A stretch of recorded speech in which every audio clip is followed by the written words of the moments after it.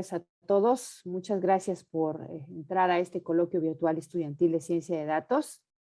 Tenemos el día de hoy a la doctora Mónica Vázquez Hernández. Muchas gracias, doctora, por acceder a estar con nosotros el día de hoy. Ella nos va a dar la plática Perspectiva de Género en el estudio de imágenes obtenidas por resonancia magnética de mujeres sanas y con epilepsia. Mónica Vázquez Hernández es ingeniera en electrónica por el Instituto Tecnológico de Puebla. Estudió la maestría y el doctorado en ciencias e ingeniería eléctrica con especialidad en bioelectrónica en el CINVESTAP. Realizó diplomados de divulgación de la ciencia y docencia de la ingeniería en la UNAM y ha hecho estancias en el Instituto Potosino de Investigación Científica y Tecnológica, así como en el Instituto de Acústica del Consejo Superior de Investigaciones Científicas de España. Es técnica académica en el IMAS de la UNAM y participa en la Comisión para la Igualdad de Género del Instituto desde 2014. También ha sido profesora de asignatura en la Facultad de Ingeniería y en la Universidad del Pedregal. Tiene 9 publicaciones en revistas indexadas, 34 en Memorias de Congreso Internacional y 13 en Memorias de Congresos Nacionales. Asimismo, ha tenido un activo trabajo en materia de género y actualmente participa en la Organización de Mexicanas del Futuro 2021. Bienvenida, muchas gracias, doctora. Adelante con su plática. Muchas gracias, doctora Pilar. Muchas gracias por la invitación. Yo espero que la charla le resulte igual de interesante que me resulta a mí el tema. Y bueno, estoy abierta a cualquier comentario. Comenzaré contando un poco primero sobre qué son las resonancias magnéticas. Pues las resonancias magnéticas, ustedes seguramente han visto este aparato que es un imán, digamos un imán muy grande, al que se le perturba de alguna manera con una señal electromagnética y esa situación nos permite construir volúmenes del cerebro. Esta es una intervención artística, pero me parece que es como muy visual respecto a que, digamos, tenemos rebanadas del cerebro y podemos observar información en ellas. Entonces, lo que se genera, digamos, con estas rebanadas es un volumen y ese volumen lo podemos evaluar a través de procesar voxeles, ¿no? Estos píxeles en 3D.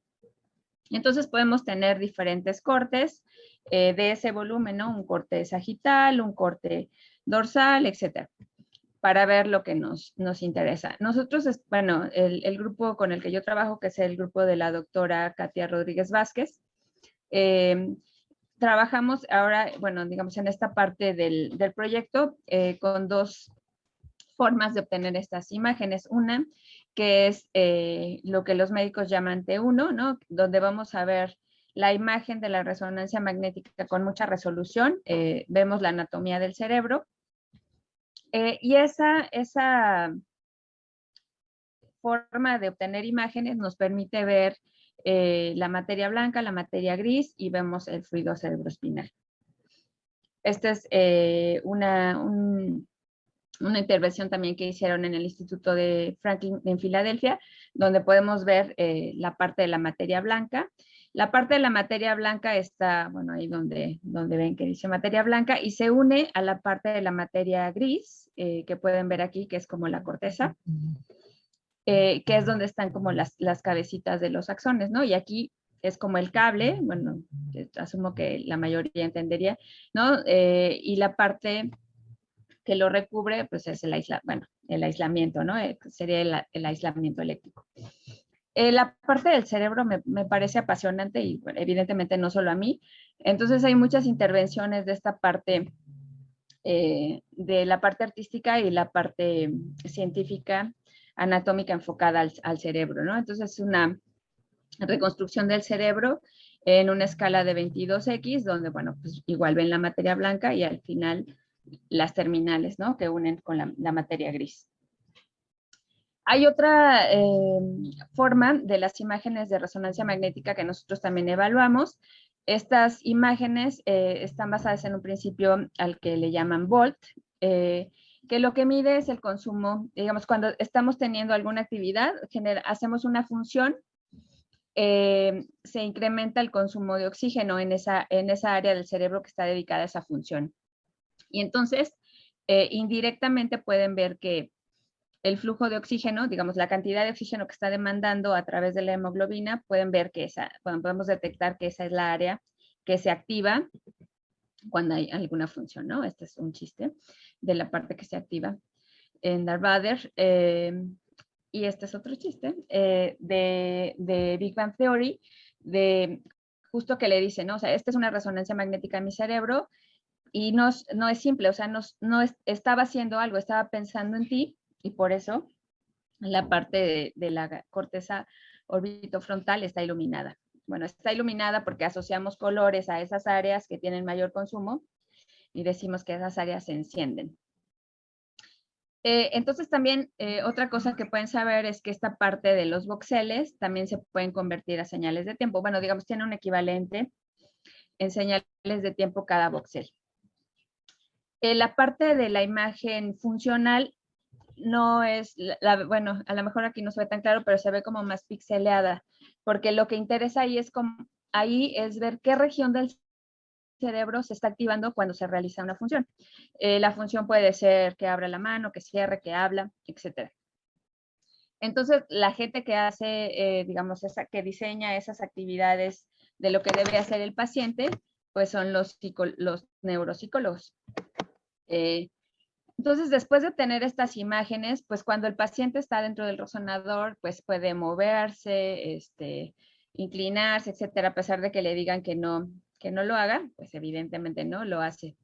Y entonces lo que se hace es que esas imágenes obtenidas hay que alinearlas, preprocesarlas y ajustarlas a un atlas que es como nuestro atlas de referencia, que es nosotros específicamente utilizamos el de la Universidad de Massachusetts, que se conoce como MNI, y se ajusta a ese atlas cerebral. Ahora, como les decía, el cerebro, pues, como ustedes saben, realiza como muchas funciones, la atención, el lenguaje, la vista, etcétera. Pero hay una forma en que también los médicos han estado estudiando muchísimo, que es esta parte que le dicen modo por default. Esa parte de modo por default es cuando tu cerebro no está haciendo nada o aparentemente no está haciendo nada, ¿no? Tu cerebro no se apaga, está descansando, como cuando estás haciendo yoga, que aparentemente no estás haciendo nada, está descansando, pero el cerebro, pues está, digamos, tiene una red que está trabajando. El análisis de estas imágenes cerebrales se puede hacer a través de lo que le dicen semillas, que es un conjunto de voxeles, o haciéndolo voxel por voxel. Con la doctora Katia Rodríguez Vázquez, trabajó la ingeniera Rosa Victoria Villapadilla, y generó primero un trabajo en el que se evaluaron sujetos sanos y pacientes con epilepsia. Esta es la red que les comentaba, esta es la red por default, este es como el área que se activa cuando no estás haciendo nada.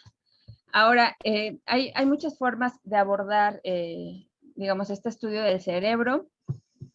Muchas personas, muchos investigadores e investigadoras han trabajado en generar atlas cerebrales que lo que hacen es, digamos, el cerebro lo dividen en muchas regiones y porque tienen interés en ciertas regiones. Entonces, hay atlas con muchas regiones, 300, 500, y hay atlas con poquitas regiones, en función de lo que quisieras estudiar de él.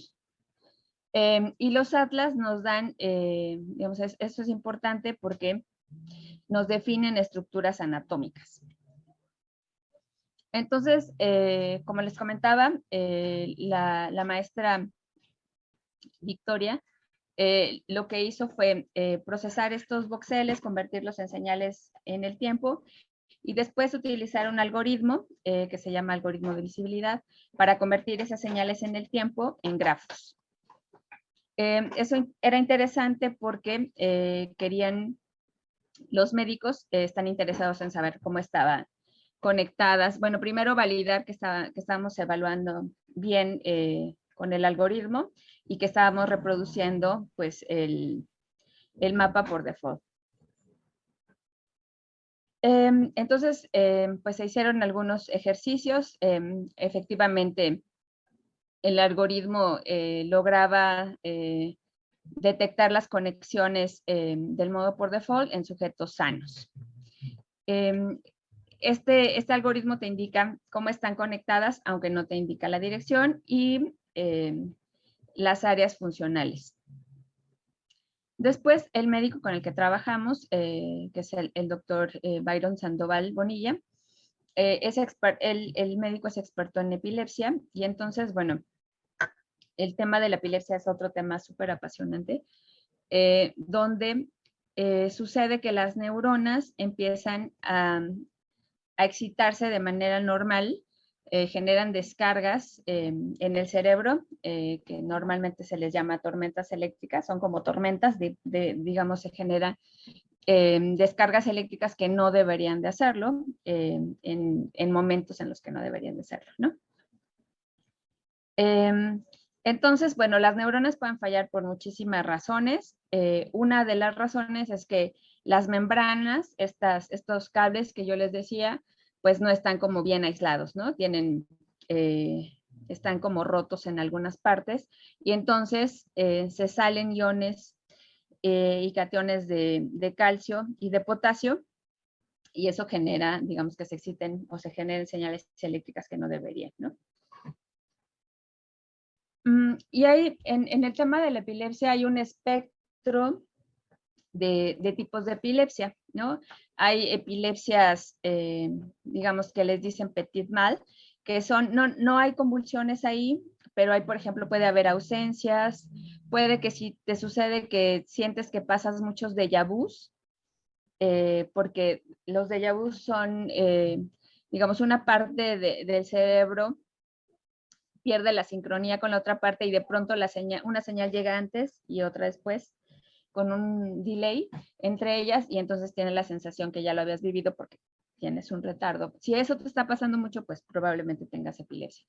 Si de pronto estás hablando y te ausentas, también probablemente tengas epilepsia, y así. Y están pues las que todos, digamos, evocamos cuando nos dicen epilepsia, que son estas convulsiones donde pues las personas se agitan, etcétera. Entonces, bueno, las razones por las que puedes sufrir epilepsia son muchísimas. Pues porque cuando estabas naciendo, por algún momento, digamos, te quedaste sin respirar y no oxigenó el cerebro, porque tuviste un golpe muy fuerte en la cabeza, muchísimas cosas. Ahora, por ejemplo, el COVID que generó problemas en algunas personas que inflamaron tanto la parte de los pulmones, y de pronto el cerebro entendió que no estaba pudiendo respirar bien y empezó a liberar algunas sustancias, también puede derivar en que se genere epilepsia. Y hay muchas razones por las que puede dispararse una convulsión, que puede ser un aroma, puede ser un destello de luz, etc. Bueno, digamos, esto es hasta ahí. Ahora, otra cosa que quiero comentar es el tema de la plasticidad, ¿no? Y comentar pues que el cerebro no es una estructura física fija, no es una estructura fija, perdón, ni está preprogramada, etcétera, ¿no? Sino es algo que es una estructura maleable y que cambia a lo largo de toda nuestra vida. Y ese concepto de plasticidad vino a ser, digamos, un parteaguas en la historia de la neurocirugía, de la neurología, no solo de la neurocirugía. Y es importante porque el cerebro, digamos, esta parte es importante, en que el cerebro influye en nuestro comportamiento, pero también, digamos, el entorno influye en nuestro cerebro. Esto lo voy a retomar de todas maneras. Bueno, lo que ya les comenté.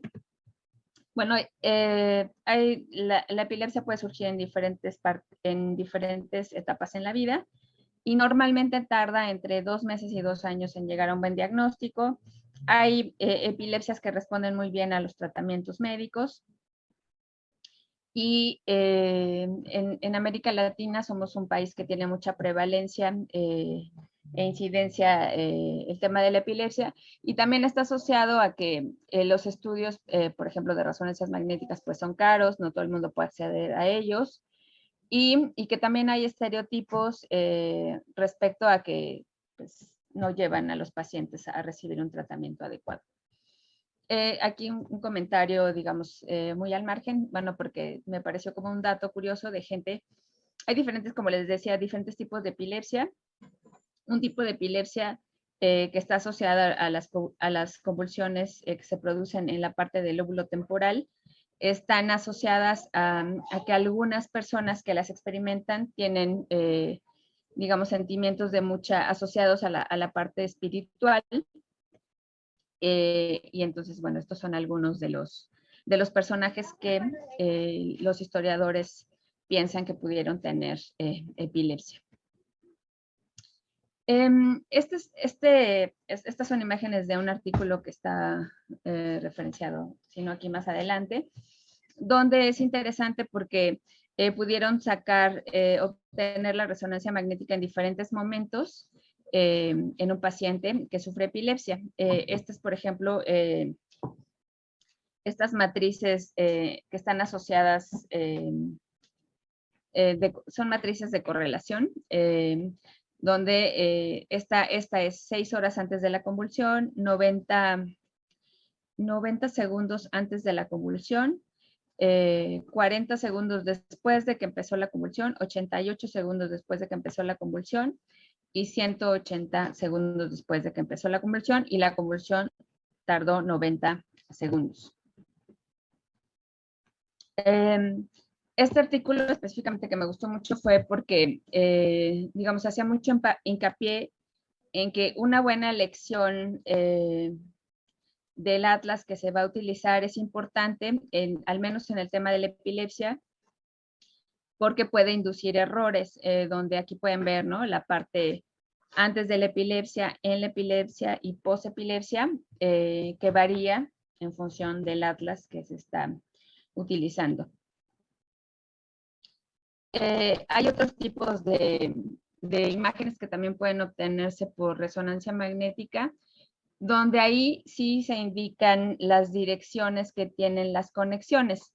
El problema de esta técnica es que puedes, digamos, detectar solamente 3 direcciones en la fibra. Hay trabajos de investigadores como, en este momento se me fue el nombre, pero es un investigador de la UNAM en Juriquilla, en Querétaro, que están tratando, por ejemplo, sobre todo en los cruces de las direcciones, ellos han generado algoritmos para poder diferenciar los cruces de las conexiones cerebrales, para obtener las direcciones.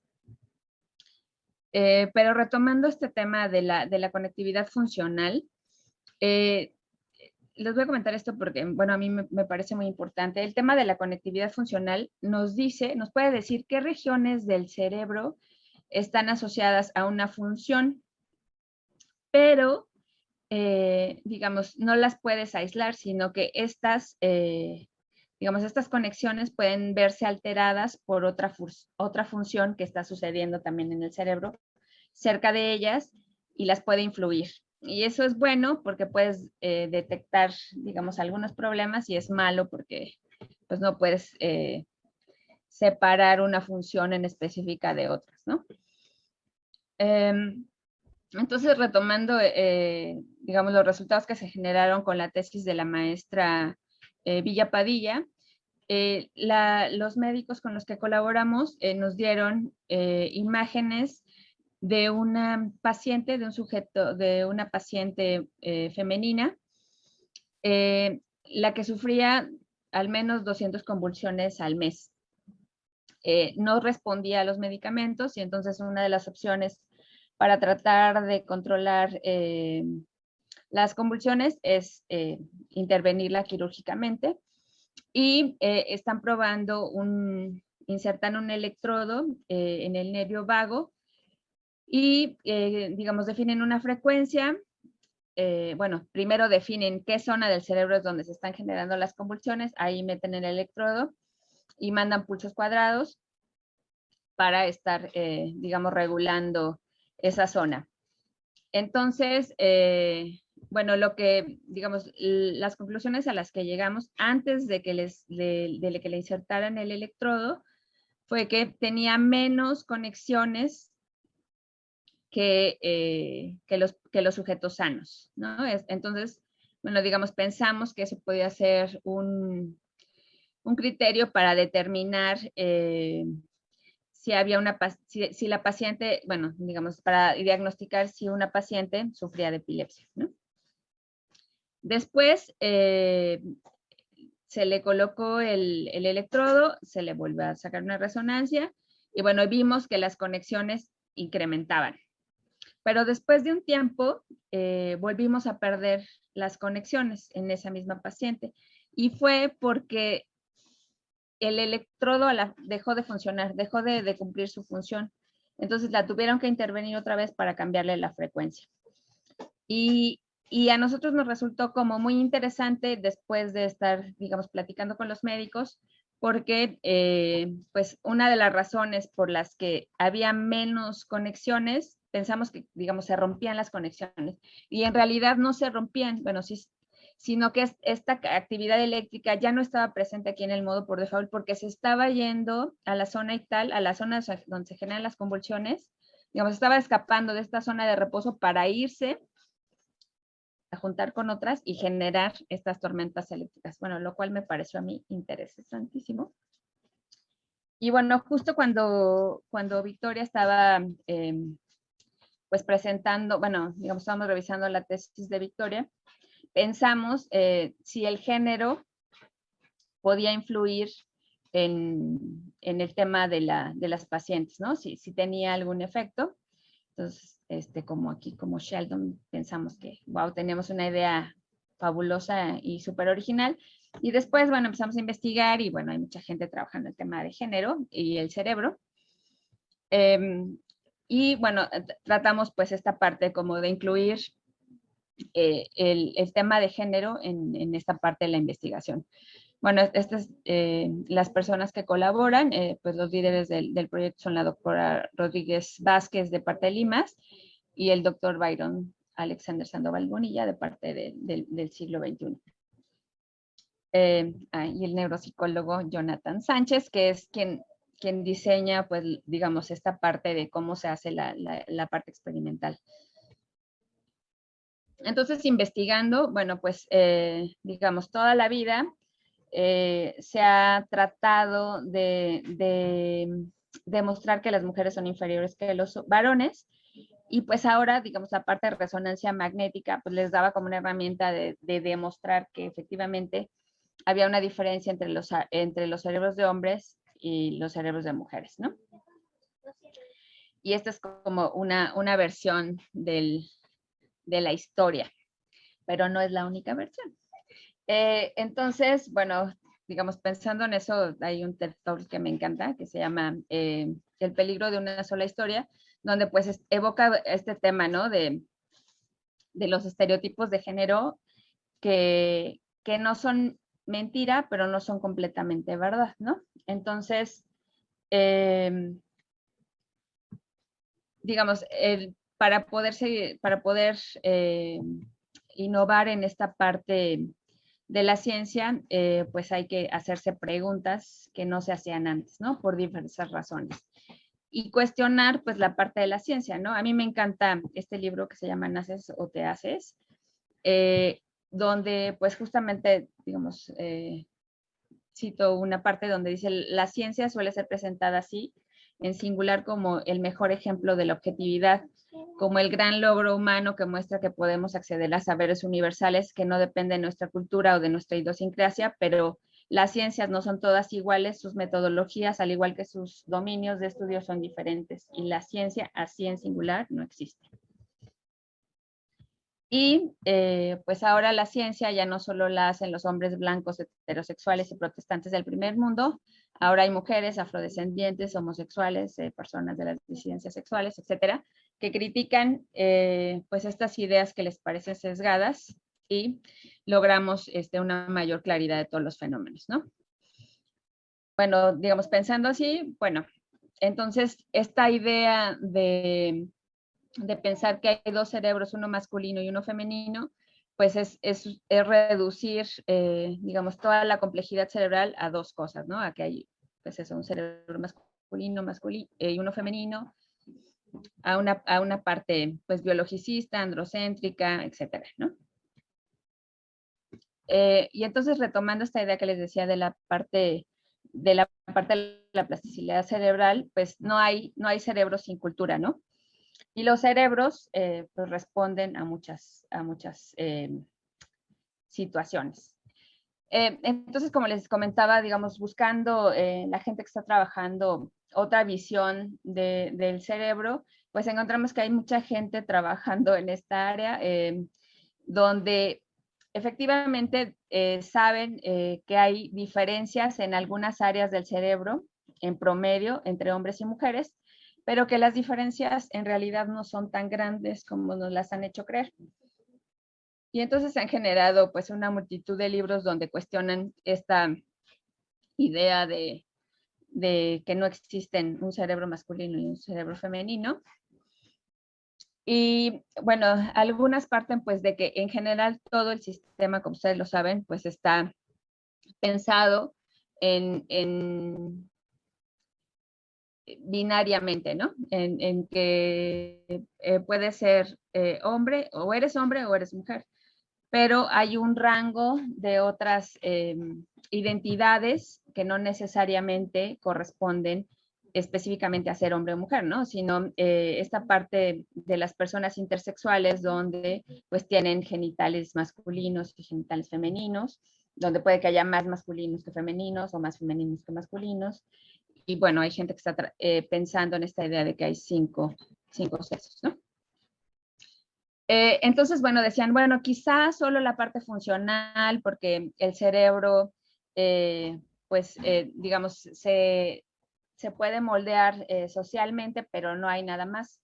Y en realidad hay gente trabajando en demostrar que también hay cambios anatómicos donde, digamos, lo que está asociado a un hombre puede cambiarse bajo ciertas condiciones a lo que está definido como a la parte femenina, ¿no?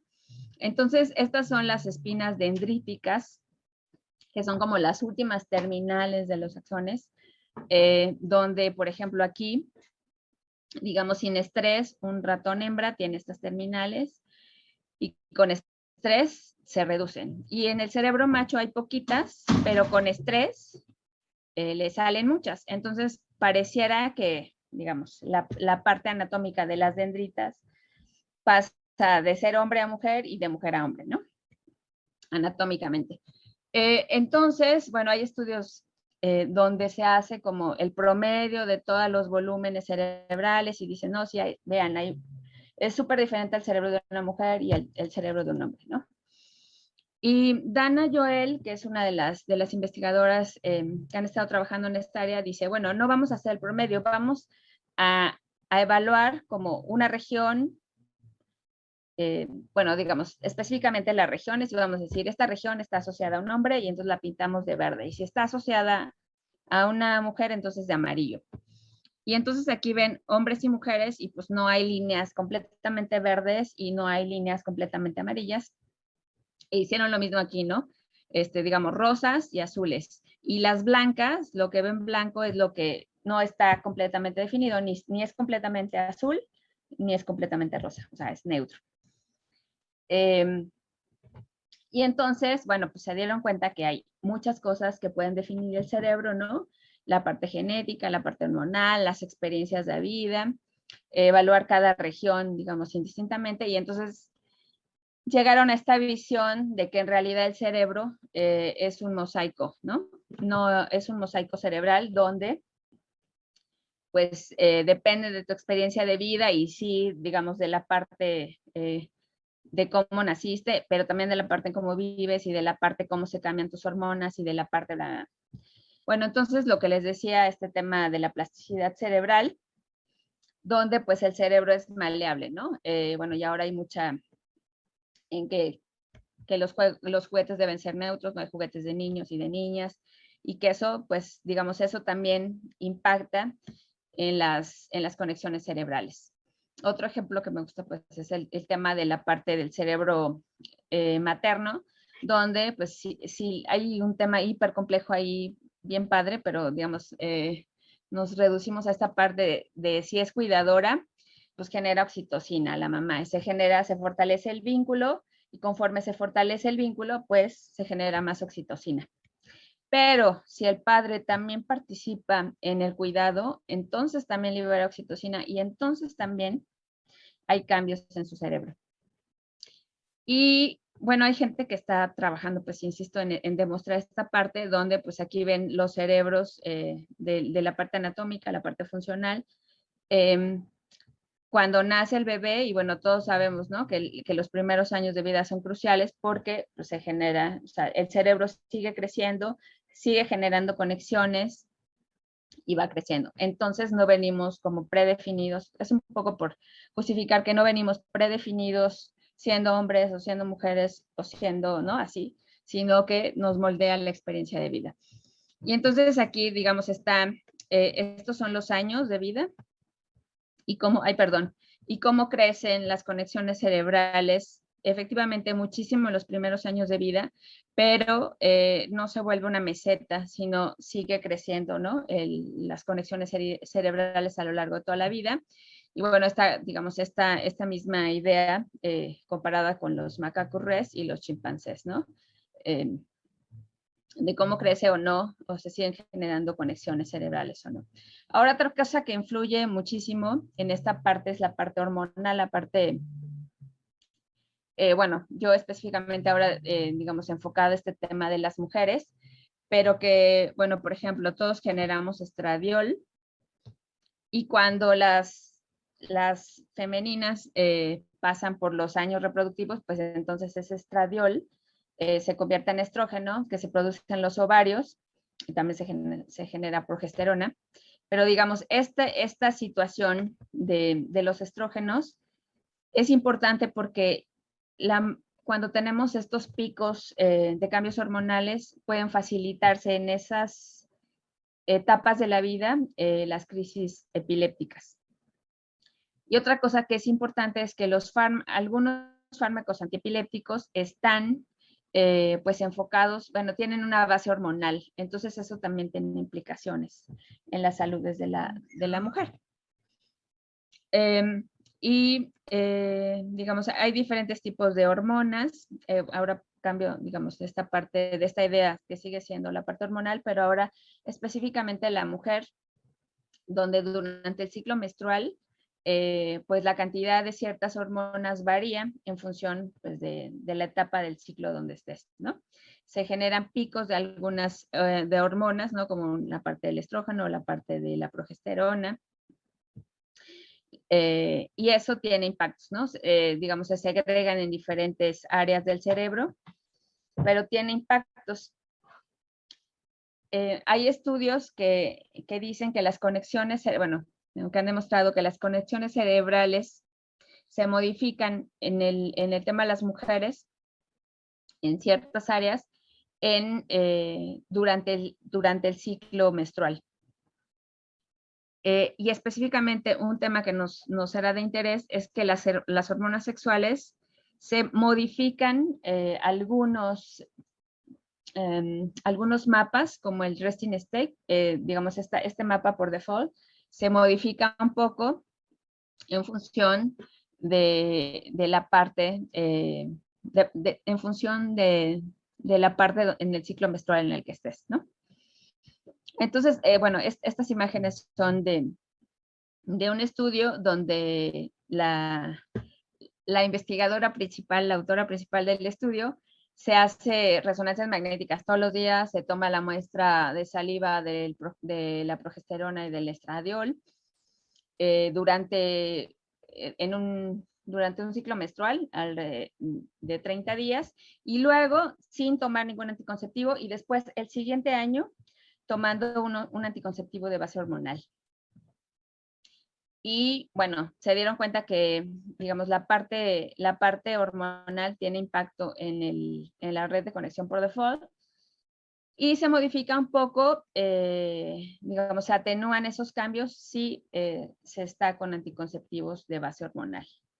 Eso, digamos, en una sujeta sana, pero eso es importante también porque para las mujeres que sufren epilepsia, pues hay, como les decía, un espectro. Hay un tipo de epilepsia que se llama epilepsia catamelial, donde sucede que el número de epilepsias igual se incrementa en función del ciclo hormonal, ¿no? Cuando estás en la parte de la ovulación es cuando tienen mayor cantidad de crisis y luego disminuye. Y luego, pues también se han fijado, como les comentaba, ¿no? Que la parte de que algunos medicamentos que usan para controlar la epilepsia tienen base hormonal. Y entonces, si la paciente está tomando anticonceptivo de base hormonal, se pone en peligro ella porque el medicamento antiepiléptico cancela el efecto del anticonceptivo y entonces, digamos, puede quedar embarazada. Luego, si está embarazada y está utilizando este tipo de medicamentos, entonces su hijo puede tener, o su hija puede tener espina bífida. Bueno, en fin, que siempre que hay una situación como la parte de la menopausia, donde hay o la parte de la adolescencia, etcétera, donde hay picos hormonales, eso tiene impacto en la salud de la mujer en general, pero digamos, tiene un impacto fuerte en el tema de las mujeres que sufren epilepsia. Bueno, ya han estudiado, retomo este tema de la parte de las espinas dendríticas, porque las espinas dendríticas también se modifican cuando estás sufriendo epilepsia. Y las espinas dendríticas, específicamente de las neuronas hipocampales, cambian alrededor del 30%. Bueno, hicieron la prueba con ratas, varía en 30% en las ratas femeninas con epilepsia, ¿no? Ahora, digamos, volviendo a esta idea rápidamente de los cambios en que no hay cerebro femenino y masculino y que si te dieran un cerebro no podrías determinar si es varón o hombre. Hay también estudios, por ejemplo, de la población trans sin hormonizarse, antes de hormonizarse, donde también en algunas regiones del cerebro están diferenciadas, ¿no? Entonces aquí hay pruebas de pues, mujeres control, mujeres cis, hombres cis, mujeres, digamos, que iban, bueno, que se identificaban como hombres y hombres que se identificaban como mujeres. Y sin hormonizarse, por ejemplo, en la parte del putamen, el tamaño en femenino es más chico que el masculino, pero en el caso, por ejemplo, de las femeninas que se consideraban masculinas, bueno, estaba más alto que las femeninas, ¿no? Y aquí también es otra área que el espesor de la corteza se modificaba en ciertas regiones. Aquí están los controles de las mujeres y los hombres, y de las femeninas a masculinas y de los masculinos a femeninas, ¿no? De las personas trans. Y esta cita, ya creo que ya estoy por terminar, esta cita me gustó muchísimo, bueno, porque, o sea, justamente decía, ¿no? Que el modelo ideal que utilizaban, o que se ha utilizado por mucho tiempo, donde el ideal, la rata ideal del laboratorio sana, pues es un hombre, ¿no? Y donde el tema de la menstruación, el embarazo, el nacimiento, etcétera, pues se ven como cosas no normales, que no están asociadas a sujetos sanos, que ensucian, que contaminan los estudios y pues que es muy peligroso seguir pensando la ciencia desde la visión androcéntrica, y que es importante, digamos, ver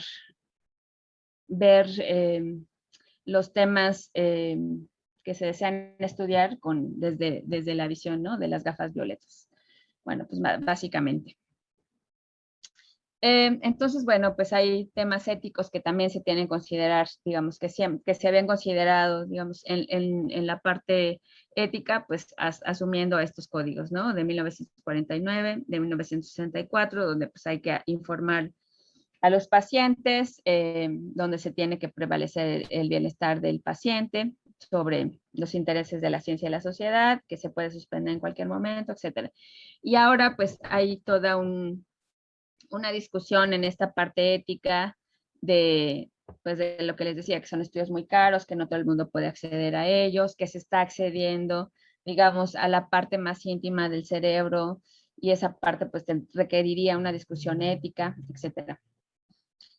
Y bueno, pues esta cita de Donna Haraway, ¿no? Donde pues, la tecnología, pues ustedes lo saben, no es neutral, tiene sesgos, y pues tenemos el mundo en el que vivimos nos impacta, ¿no? Y nosotros impactamos al mundo desde esa visión. Este tema me parece como súper interesante. Hay muchas, digamos, intersecciones entre la parte artística, la científica, donde, por ejemplo, aquí esta persona puso todo su expediente en una fuente open source y decía, por favor, ayúdenme a diagnosticarme porque necesito otro diagnóstico, y funcionó, y le dieron, ¿no? A partir de ver todo su expediente, pues otros diagnósticos, ¿no?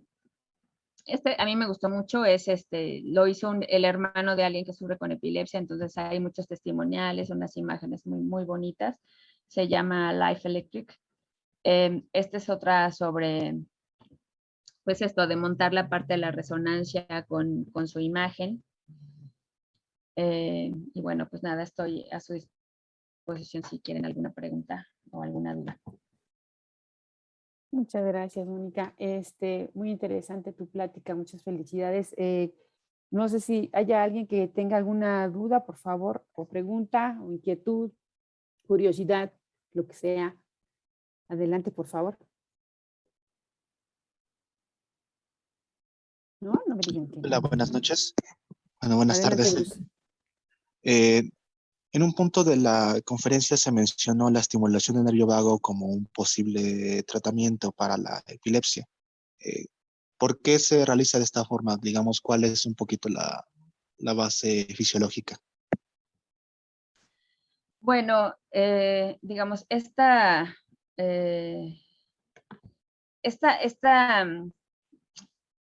intervención no la realiza todo el mundo.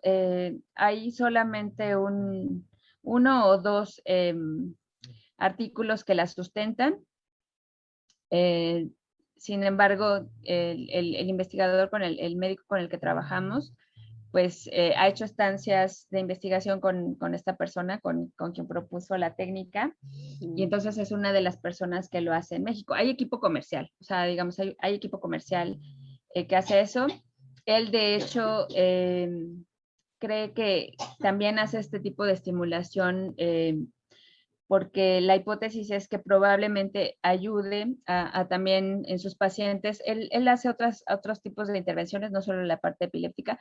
Esta intervención solamente es para pacientes que no responden a los fármacos. Entonces, cuando los pacientes no responden a los fármacos, van a intervención quirúrgica. Es importante, digamos, en que el paciente se tenga identificada la zona donde se genera la epilepsia. No todas las epilepsias tienen solo un punto, puede que tengan múltiples puntos, que se llama multifocal, o que ni siquiera sepan dónde se genera la epilepsia, ¿no? Que es la crisis es total. Y hay algunas como esta, que donde tienen identificado dónde está la parte donde se están generando las convulsiones, y pues están probando con este equipo. Lo que decía, perdóname, me desvié, es que él también se llama meningiomas, cuando te crece, digamos, un tumor cerebral que es benigno, donde pueden quitarlo, pero aunque lo hacen con muchísimo cuidado, pueden dañar, digamos, algunas zonas. Y entonces se preguntaban por qué algunos pacientes generan neuroplasticidad y otros no. El supuesto es que en los que sí se genera neuroplasticidad es porque no se tocan, digamos, los hubs de conexión, los puntos de mayor conectividad. Y él cree que si también mete este electrodo durante la intervención, favorece la neuroplasticidad. Y entonces, pues, el tema con la parte de los estudios neuronales es que necesitan, bueno, como comentaba, son muy caros y necesitan muestras grandes para poder demostrar que es así, porque si no, pues están sesgados por el tamaño de la muestra. Bueno, no sé si respondí la pregunta, pero fue un poco así. Sí, muchas gracias. Ok, ¿alguna otra pregunta? Yo tengo una pregunta. Mónica, bueno, mira, mi hermano tiene parálisis cerebral infantil. Él tiene convulsiones, ¿no? Pero es igual, es de epilepsia refractoria.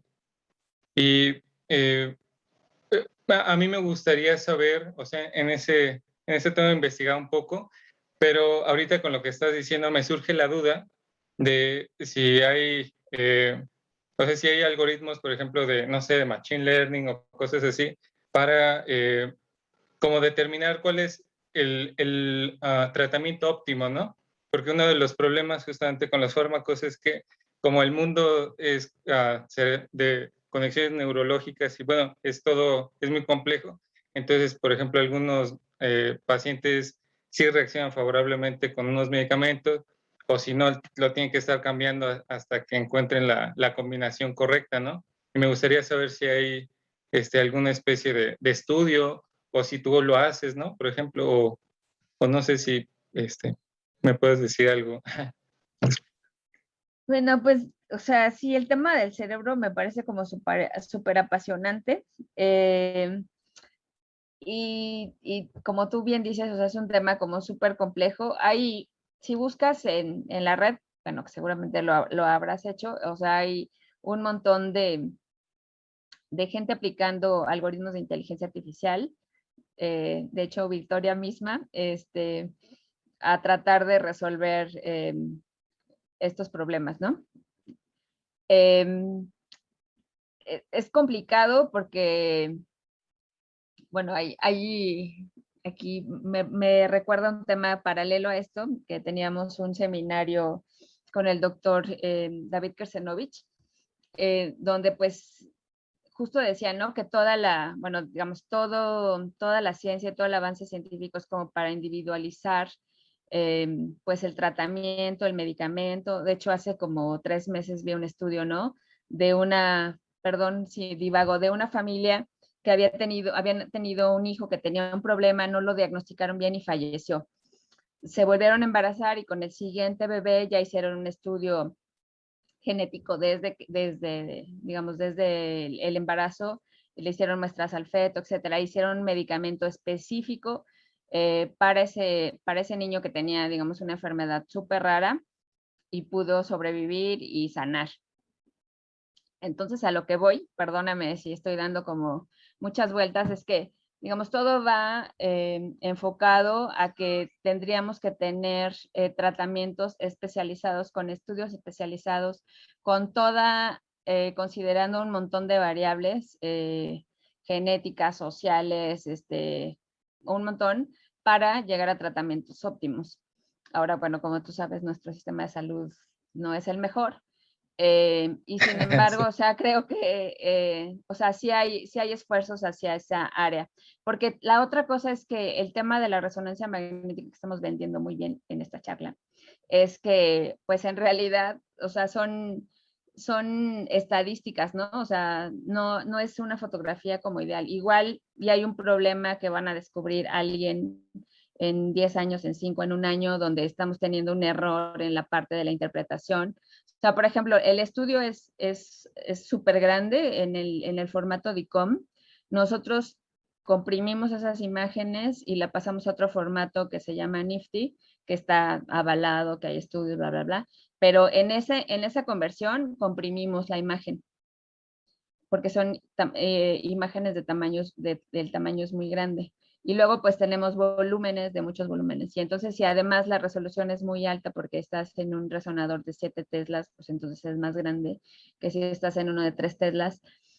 Y en fin, que hay múltiples variables ahí y además la experiencia del médico y además que digas toda la verdad de paciente y, ¿no?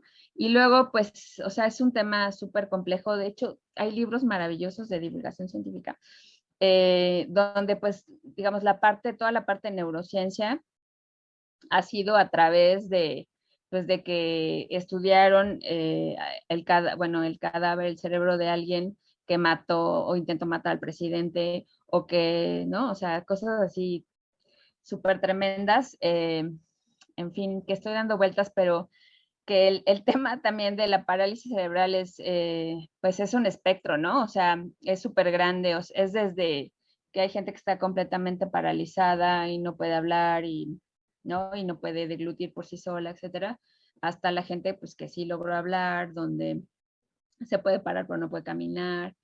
Eh, en fin, o sea, que me parece que es un tema complejo, que tiene muchas variables, pero que con absoluta certeza que hay gente trabajando en el tema y que hay mucha gente que está pues haciendo esta intervención desde los algoritmos de inteligencia artificial y, y pues que lo que hay que tomar, o sea que digamos todo va enfocado a que hay muchas variables que hay que tomar en cuenta, ¿no? O sea, y evitar todos los sesgos de género, de raza, de etarios, ¿no? Etcétera.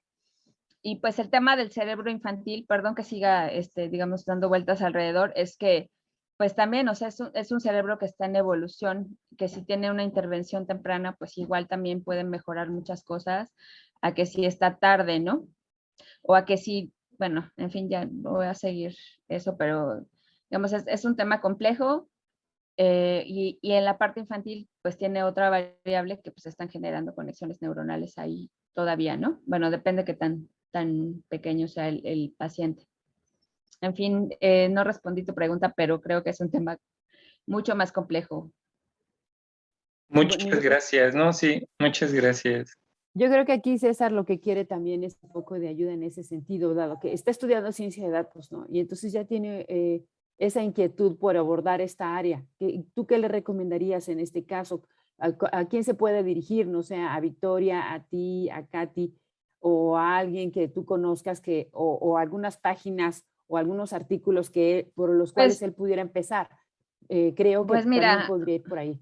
Si ay, perdón, quieres, Pilar. te doy Bueno, sí, nos está mandas la un gente. correo o algo, Sí, les puedo ¿no? mandar un Con esa correo, pero les info. puedo decir rapidísimo que hay una fundación, la Fundación APAC, que trabaja con gente de parálisis cerebral, la gente del INR, y con todo gusto yo puedo, bueno, mandarles un correo.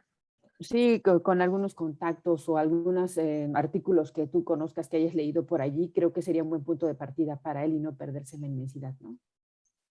Sí, muchas gracias. ¿Alguna otra pregunta? Bueno, yo sí tengo alguna otra pregunta. No sé si ya abordaron el tema de las secuelas que ha provocado el COVID en este caso, ¿no? Yo sé de varios casos que es gente que, como lo comentaste tú ahorita, sufre del petit mal, ¿no? De repente se quedan en blanco por 5 minutos y no saben ni quiénes son, ni qué están haciendo, ni nada por el estilo. Sí, Este, pues, ay, perdóname, no, Pilar. adelante. O sea, sí se ha tocado este tema, bueno, y de hecho, digamos, igual, bueno, yo he leído el tema, el doctor con el que trabajamos también, digamos, ha documentado el tema, que pues el tema es que, bueno, no, los pacientes se inflaman mucho de los pulmones, ¿no? Entonces el cerebro detecta que ya no está pudiendo respirar bien, se segregan algunas sustancias que confunden, digamos, a la parte del cerebro y que si efectivamente dejó de respirar y de oxigenar el cerebro, entonces una de las complicaciones que puede tener el COVID en pacientes que tuvieron que estar intubados, intervenidos, digamos, con una complicación de COVID es que pueden desarrollar epilepsia. Sí. Sí, de hecho lo comentaste, pero me refería más a que si están empezando a ver algún tipo de tratamiento o se pueden tratar igual que las personas que tienen estas características o por el hecho de haber tenido COVID ya no son como compatible el tratamiento o el diagnóstico, no lo sé. No sé, o sea, el tratamiento es compatible porque, o sea, hay diferentes razones por las que uno puede generar epilepsia, no solo, digamos, al nacer. Digamos, hay picos en la edad donde puede suceder eso, hay edades donde puede suceder eso y donde, por ejemplo, puede haber, no sé, si tuviste un golpe muy fuerte en un accidente, bla, bla, bla, pues también puedes generarlo. Entonces, pues el tratamiento no, digamos, necesitas un estudio para poder hacer un buen diagnóstico y no está, tienen que identificar el tipo de epilepsia porque pues no todas las epilepsias se tratan igual y bueno, estas que son petit normalmente responden a tratamiento con fármaco. Bueno, y regresando al tema que comentaste respecto a la peligrosidad de, de ver solamente un lado de la moneda, no me acuerdo cómo lo mencionaste, hubo también en un tiempo una teoría muy fuerte que se dio en las redes respecto a la vacuna del virus del papiloma humano en mujeres que estaba generando epilepsia. ¿Ustedes supieron algo al respecto o han leído algún análisis al respecto? Sí, no, yo no he leído de ese tema, nada. Ok, está bien. ¿Alguna otra pregunta, inquietud? ¿No, chicos? Yo tengo otra pregunta. Sí, César. Oye, y por ejemplo, ¿has escuchado acerca, o sea, el tratamiento que dijiste de este doctor, no recuerdo cómo se llama, es uno, ¿no? Pero también, por ejemplo, escuché que está el neurofeedback. No sé si hayas como trabajado o De la neuromodulación. Ajá, sí, exactamente, como esta retroalimentación, ¿no? Bueno, el método de biorretroalimentación. Sí, he leído un poco del tema, pero no podría darte como una respuesta con una muy buena base. O sea, sí he leído del tema porque